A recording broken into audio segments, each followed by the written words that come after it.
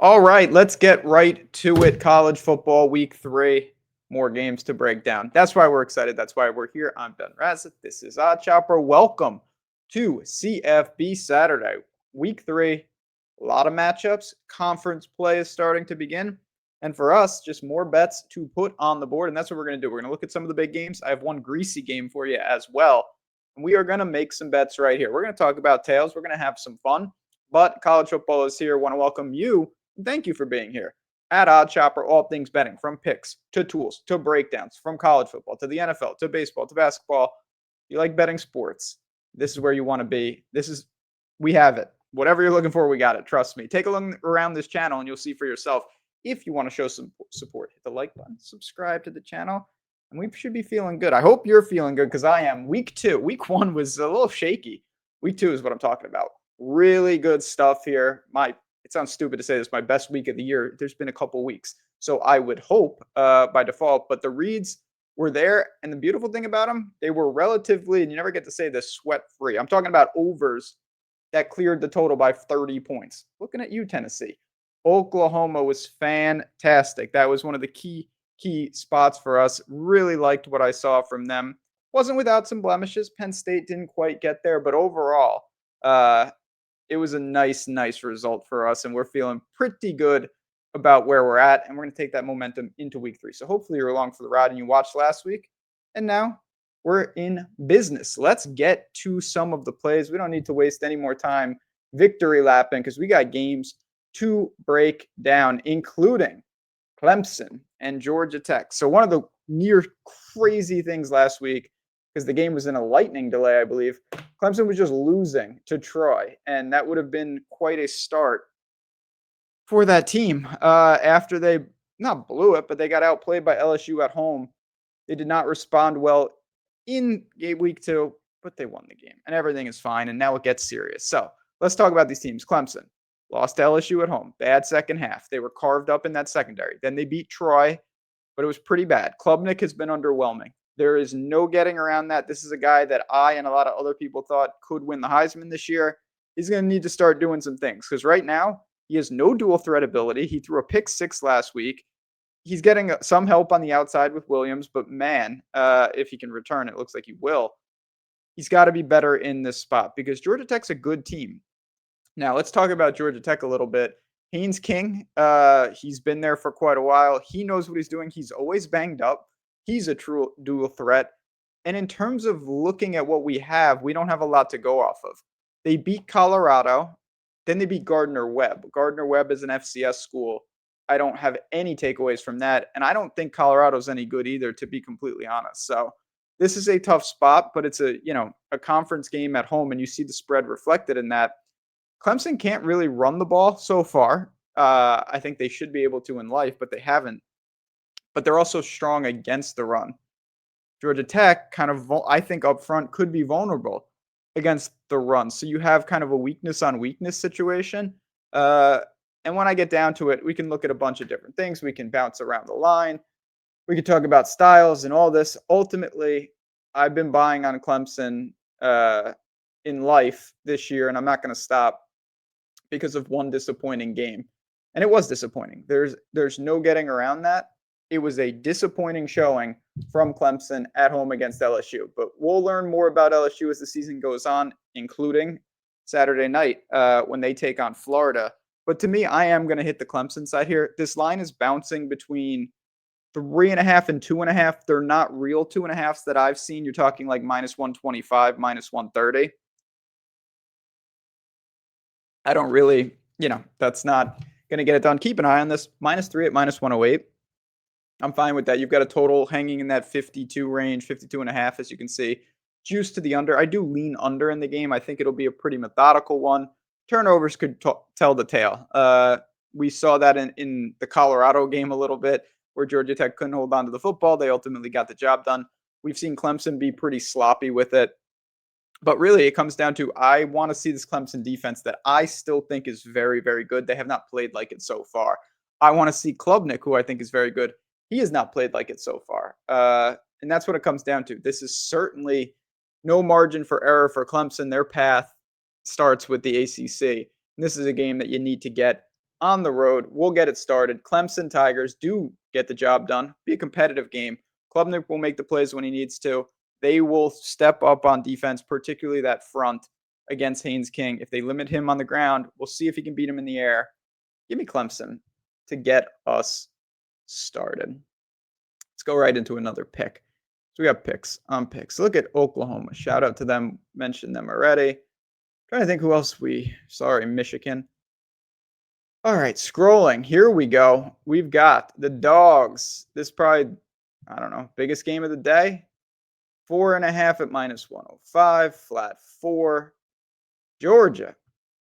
2 picks in 2 road favorites. I'm a little nervous. I hope you're nervous, but we're going to be all right. This has been bouncing around as well. It cratered. So there's a couple games that I'm going to get to that the same thing has happened. I didn't have a strong take on the game. The line way went against me, not in the sense that I had a position, but against where I thought it would. And now it's in the buy range for me. Georgia would be a good example of this. It was 6.5, 7-ish, cratered 3.5 to 4. 4 at -110. Sign me up. So let's talk about this. What has Georgia been doing? Absolutely nothing. Nothing. They crushed Marshall and then they beat Austin Peay and they didn't even score 30 points. Maybe that's indicative of something, or maybe they're just bored. That's very possible because those are not real, opponents on their level. This is an opponent on their level. This is a awful place to play. Let's see what Gunnar Stockton can do because he hasn't done anything. And that's not a knock. He just hasn't had to do anything. I really don't have a great read on the Georgia offense because of the blowouts. We are going to get to see how good they are right here. And part of it, we'll get to see what Tennessee's been doing. Tennessee's been scoring at will. 45 points against Syracuse, 72 points against ETSU. We had that over. That was what I was talking about. Those were sweat-free wins. I didn't understand that line. Sometimes it actually works out how you plan. Few and far between. But what's going on with Tennessee? So their offense looks good. Aguilar looks awesome. But again, level of competition. I don't think Syracuse and their defense is any good. ETSU is not, they're an FCS school. So there's a lot to be seen here. Now, the other thing, and you've seen this all over, Tennessee is missing 2 corners. That is going to put even more strain on this defense. And I still think that Georgia has a Georgia-like defense in this spot. I trust Stockton. I think he has enough weapons around him.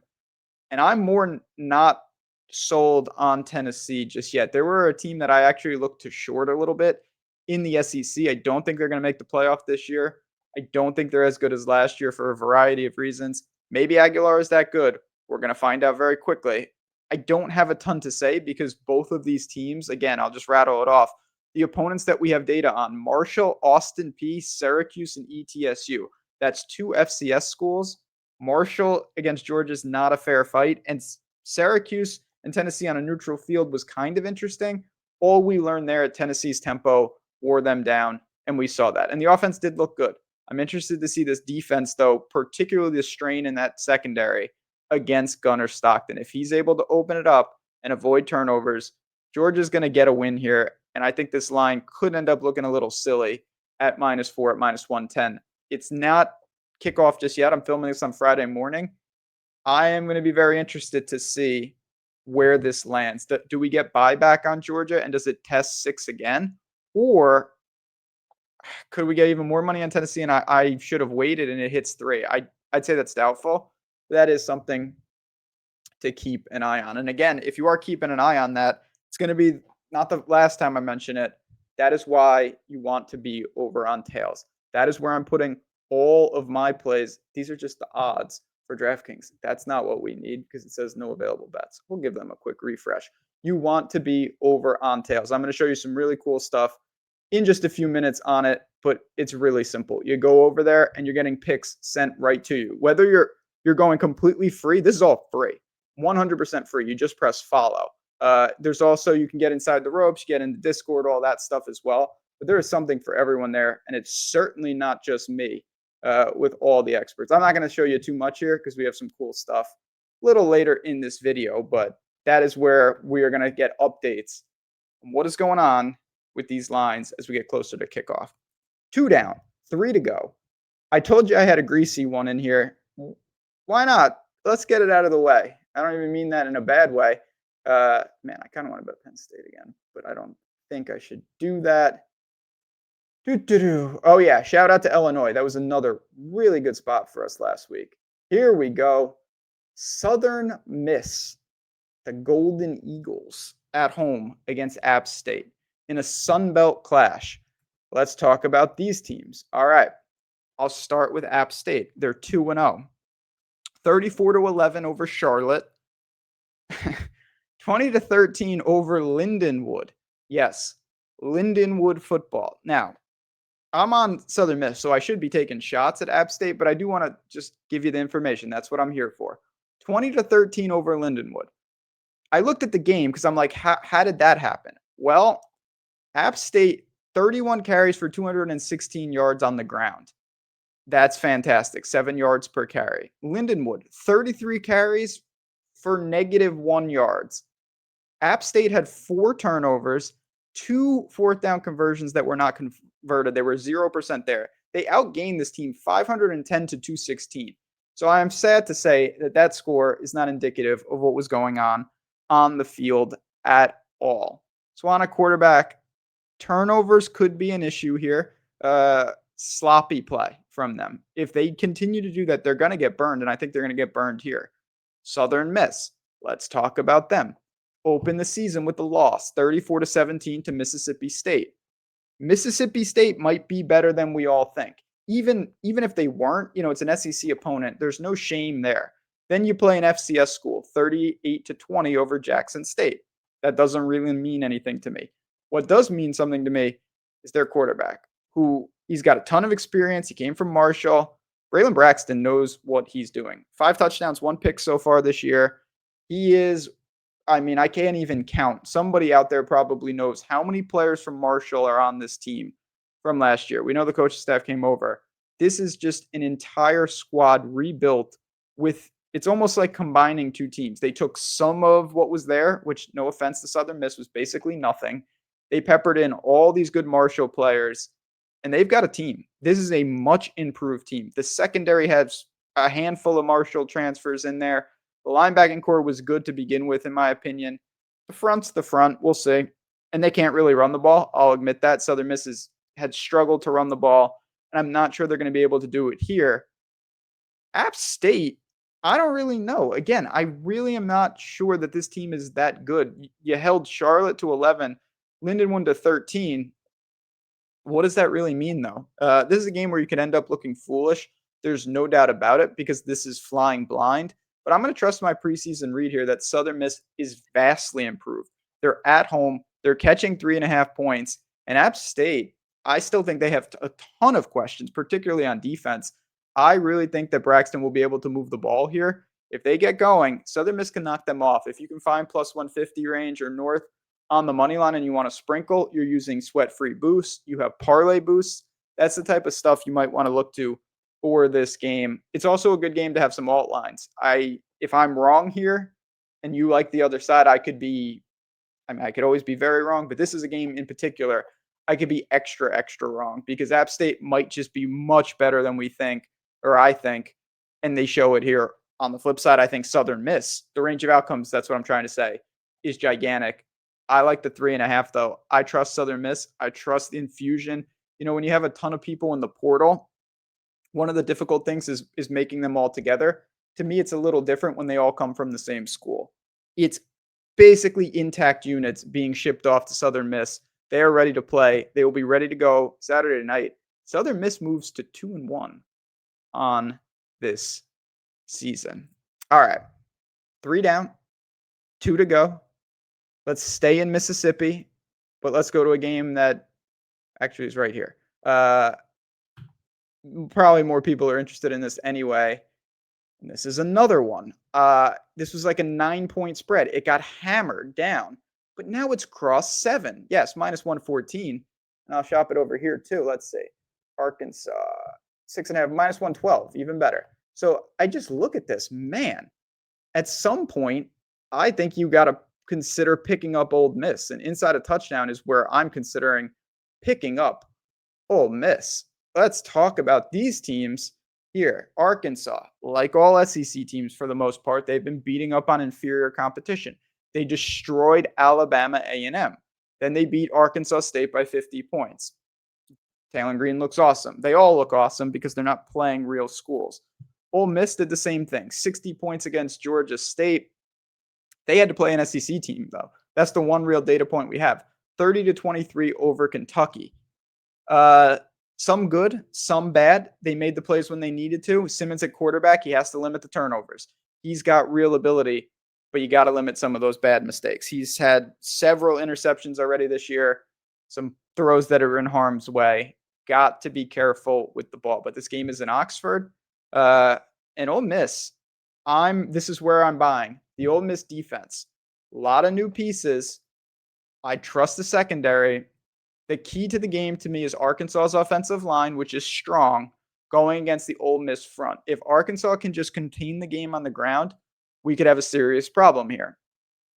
But on the flip side of this, if the Ole Miss offensive line holds up, I feel really good about those chances. Now, when you're saying both lines for your team need to hold up, you have to feel a little scary or concerned. I'm a little concerned for that. The Ole Miss offensive line lost some key pieces, and I don't think they're that strong of unit. And on the flip side, Arkansas's O-line might be able to push them around on the ground.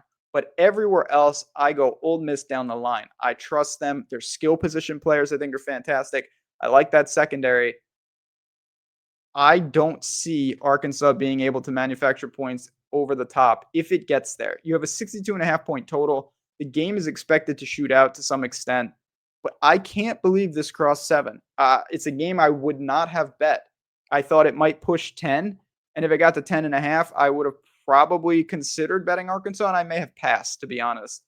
But inside 7 at home, I think Ole Miss is superior to this Arkansas team. And I know the line indicates that. I do. But I don't think Arkansas is in for much success at all in the SEC this year. Maybe the O-line carries them, but if it does not, the path to victory are limited in this spot. Give me Ole Miss to move to 3-0 at home and cover this number. All right. I got one more for you. And then, as I mentioned, I'm going to be betting all sorts of games starting tonight. There are 3 Friday games. So if you're watching this on Friday and you're saying, where are the Friday picks? I'll show you where they are. They're right here. They're right on the Tails app. You can get free picks for every game out there. And you find your filters. It's on the screen there. It's moving in real time. You see, that's obviously Lofty dropping a ton of NFL picks out there. And it is a feed full of creators. If you find someone you like, all you do, you press in. If you press follow, picks sent right to your device for free. No questions asked. You sign up right there. You put in your email. You press follow, and picks will be sent to your device. There I am, betting all sorts of nonsense right on the screen. You can sync right into the app.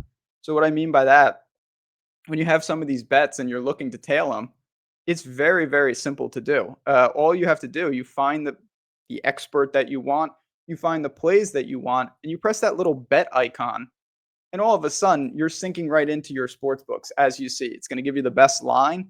It is really that simple. A super fun way to get the job done. And again, all these filters, super powerful stuff. So go to Tails. The link is in the description. And at the very least, follow. I mean, obviously, I would love for you to follow me for college football all year. 100% free. Follow Lofty right there for NFL all year. Free picks, nonstop. Plenty of stuff in Discord as well. I don't want to gloss over that. But this is where you need to be all year for your college football. Stop on in. Not just me dropping picks, a ton of sharp college football bettors on the Tails platform. Really, really good stuff. All right. Let's get right back to it. We got one more game. And it's a big one. We got to go to the big games again. I'll find the greasy ones later. This is going to be a wild one. It was a wild one last year too. And I'm talking about Notre Dame and Texas A&M. Let's see where this line is on my screen. 50.5. 50.5. I want the under. I will save 4 cents.